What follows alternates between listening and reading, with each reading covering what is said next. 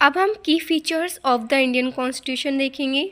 हमारा संविधान जो है लेंथीएस्ट कॉन्स्टिट्यूशन है, यानी विश्व का सबसे लंबा संविधान और सबसे लंबा संविधान है, और रिटन कॉन्स्टिट्यूशन है, यानी जो सबसे लंबा भी है और लिखा हुआ भी है। और इसमें प्रियम्बल है, यानी जो भारत की पहचान और उद्देश्य घोषित करता है। फेडरल विद यूनिटरी वाइज, यानी संघात्मक है, लेकिन केंद्र को अधिक शक्तियां दी गई हैं राज्य की तुलना में। सेक्युलरिज्म है, यानी हमारे जो देश है या जो हमारे कॉन्स्टिट्यूशन ने सेट किया हुआ है कि हमारे देश का कोई या हमारे राज्य का कोई राजकीय धर्म नहीं होगा। सोशलिज्म है, सभी के लिए यानी समान अवसर है।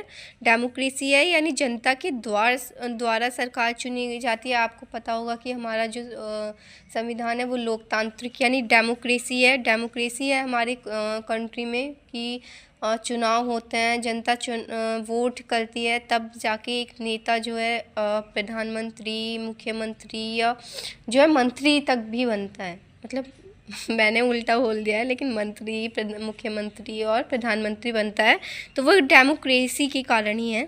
और हमारा जो कॉन्स्टिट्यूशन है वो उसमें की फीचर विशेषता क्या है उसकी कि वो रिपब्लिक है, यानी उसमें राष्ट्राध्यक्ष चुना जाता है। कि राष्ट्राध्यक्ष की बात है कि मतलब होता है कि जैसे राष्ट्रपति होता है वो हमारे उसमें चुना जाता है। फिर प्रियम्बल है, प्रियम्बल के लिए जो है अडॉप्टेड ऑन, हमारा जो प्रियम्बल है वो चुना गया था 26 नवंबर 1949 को, और इन्फोर्स्ड फ्रॉम, और जो उसको लागू किया गया था, कब किया गया था? 26 जनवरी 1950 को। तो जब हमने अडॉप्ट किया था तो उसको जो संविधान को या प्रियम्बल वगैरह को जो अडॉप्ट किया था, तब उस दिन को जो 26 नवंबर 1949 को हमारा बनकर तैयार हो चुका था, है ना। और तो उसको कॉन्स्टिट्यूशन डे कहते हैं।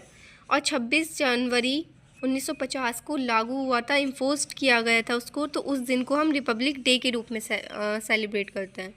और अमेंडमेंट्स, यानी जो वर्ड है सोशलिस्ट और secular were unitary added by 42, यानी 42वें अमेंडमेंट 1976 में सोशलिस्ट और सेक्युलर वर्ड जो हैं वो ऐड किए गए थे। और इंस्पायर्ड है हमारा जो प्रियम्बल हमने ली है यूएस कॉन्स्टिट्यूशन से। और नेचर है, it reflects philosophy and objective of the constitution. Thank you for today.